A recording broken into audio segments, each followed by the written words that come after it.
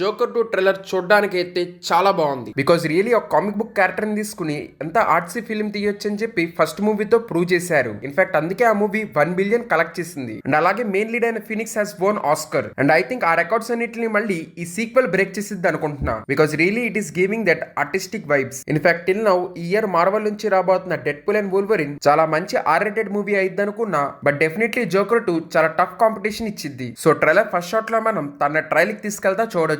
So first movie climax లో live లో host ని చంపేశాక సిటీ మొత్తం క్రేజీగా అయిపోద్ది. సో ఆ ఇంపాక్ట్ మనం ఈ మూవీలో కూడా చూడొచ్చు. ఇక్కడ జోకర్ ని ట్రైల్ కి తీసుకెళ్తుంటే సగం మంది ఏమో జోకర్ కి అగ్నిస్ట్ గా ఉన్నారు అండ్ మిగతా వాళ్ళు జోకర్ ని ఫ్రీగా వదిలేయమంటున్నారు. Because most of the people always think government వాళ్ళని సప్రెస్ చేస్తున్నారని. సో వాళ్ళకి అగ్నిస్ట్ గా ఎవరైనా నుంచున్నారంటే తన గుడ్ అయినా బ్యాడ్ అయినా తనకు ఖచ్చితంగా సపోర్ట్ చేస్తారు. సో అదే ఇక్కడ మనం చూడొచ్చు. Most of them are supporting Joker. So అక్కడ రేడియోలో కూడా అదే చెప్తున్నారు. ఇన్ఫాక్ట్ రేడియోలో మనం టూ ఫేస్ వాయిస్ వినొచ్చు. But I think just voice కు వాడుకున్నారు కానీ నాకు తెలిసి ఈ మూవీలో వాళ్ళు చూపిరు. సో వీ కెన్ సీ ఇక్కడ Joker is also enjoying his celebrity status. అంటే అందరూ తన ఐడలైజ్ చేయడం తన బాగా నచ్చుతుంది. సో తన క్రైమ్ చేశాక తన పట్టుకుని ఆర్కమ్ అసైలం లో పెట్టారు అన్నది కూడా సెపరేట్ గా. సో ఆర్కమ్ అసైలం లో criminals who are mentally insane వాళ్ళని పెడతారు.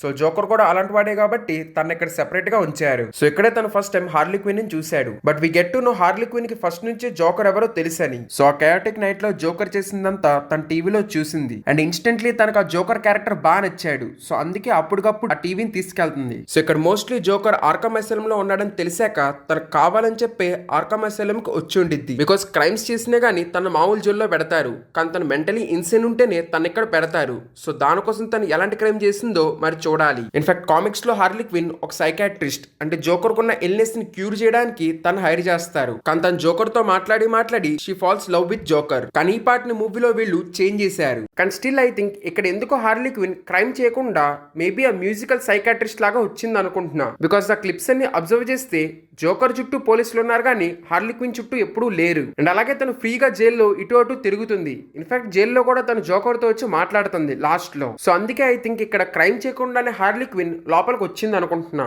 సో ఇక్కడ జోకర్ ను హార్లీ క్విన్ కలిసి మాట్లాడారు. అండ్ హార్లీ క్విన్ తో మాట్లాడంగానే జోకర్ కూడా బాగా నచ్చింది. ఇన్ఫాక్ట్ వెనకమాల నడుస్తున్న లిరిక్స్ అంటే we can understand that in రోజులు హీ వాస్ బిలీవింగ్ తనెవరూ ప్రేమించరని. అండ్ అందుకే he was just loving himself. But sudden గా తనకు తెలిసింది ఇంకెవరో తనని ప్రేమిస్తున్నారని. అండ్ ఆ విషయం వీ కెన్ సీ ఆథర్ కూడా బాగా నచ్చింది. సో ఈ మూవీ మ్యూజికల్ గా ఉండబోతుంది. ఇన్ఫాక్ట్ ఈ మూవీలో 15 సాంగ్స్ అనేవి ఉంటాయి అంట. సో ఒక లాలాలని మీరు ఆల్రెడీ చూస్తే ఈ మూవీ కూడా అలాగే ఉండిద్ది. ఆర్ఎల్స్ అది చూడకపోతే ఈ మూవీ ఎలా ఉండిద్ది అంటే మధ్య మధ్యలో సాంగ్స్ వస్తా ఉంటాయి. అండ్ ఆ సాంగ్స్ లో we can see imagination of Joker or Harley క్విన్.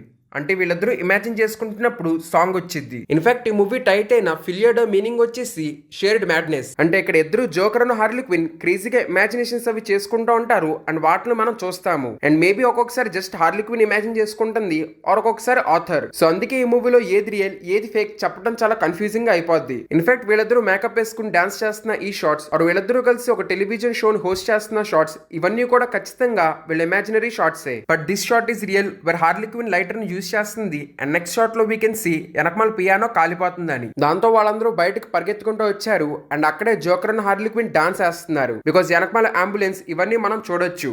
బట్ వాళ్ళిద్దరి ఇమాజినేషన్ లో వాళ్ళు ఇంకెక్కడో డాన్స్ చేస్తున్నట్టు మనకు చూపిస్తారు. సో మేబీ ఇక్కడ ఆథర్ మెడికేషన్ ఆడటం వల్ల నార్మల్ గా అవుదామన్న హార్లీ క్విన్ కి జోకర్ క్యారెక్టర్ బాగా నచ్చింది. సో మేబీ తన కోసమైనా గానీ ఆ జోకర్ క్యారెక్టర్ ని తను వదిలేయాలనుకోడు. సో తన అలా ట్రైల్ కి తీసుకెళ్తున్నారు. అండ్ అదంతా తనకు బాగా నచ్చింది. వీరు మేబీ ఒకసారి తను అక్కడ జోకర్ మేకప్ వేసుకుని వెళ్తాడు అనుకుంటా. కానీ later I think outbreak వచ్చాక మనుషులు తనను వెంటాడతారు. అండ్ అప్పుడు మేబీ తనకి రియాలిటీ అర్థమై ఉండిద్ది దట్ అందరూ తను ఎందుకు ఐడలైజ్ చేస్తున్నారని. And we can see reporters కూడా వచ్చి తన ఇంటర్వ్యూలు తీసుకుంటున్నారు. అండ్ అక్కడ జరిగే ట్రయల్ ని కూడా లైవ్ లో చూపిస్తున్నారు. అండ్ ఇమాజినరీ షాట్స్ విషయానికి వస్తే నాకు తెలిసి జడ్జిని కొట్టే షాట్ కూడా ఇమాజినరీయే. బికాస్ మరీ అక్కడ పోలీసులు వాళ్ళంతా ఉన్నప్పుడు తన జడ్జి దగ్గరికి వెళ్ళి అలా కొట్టలేడు. బట్ స్టిల్ కామిక్స్ లో హార్లీ క్విన్ ఉన్న జోకర్ వీళ్ళిద్దరు హ్యామర్ ని అలా వాడుతూనే ఉంటారు. And then Harley Quinn court లో లిప్స్టిక్ రాసుకునే సీన్ కూడా ఐ థింక్ ఇమాజినరీయే. అండ్ డెఫినెట్లీ లాస్ట్ లో వాళ్ళిద్దరు కాస్ట్యూమ్స్ తీసుకుని మెట్లు దిగుతా డాన్స్ చేస్తున్న షాట్ ఖచ్చితంగా ఇమాజినరీయే. అండ్ ఖచ్చితంగా ట్రైలర్ చూసాక మనం ఫిక్స్ అవ్వచ్చు దట్ మనం యూజువల్లీ చూసే మూవీస్ లాగా ఈ మూవీ అయితే ఉండదు. బికాస్ ఫస్ట్ ఈ మూవీ ఒక మ్యూజికల్ అవబోతుంది.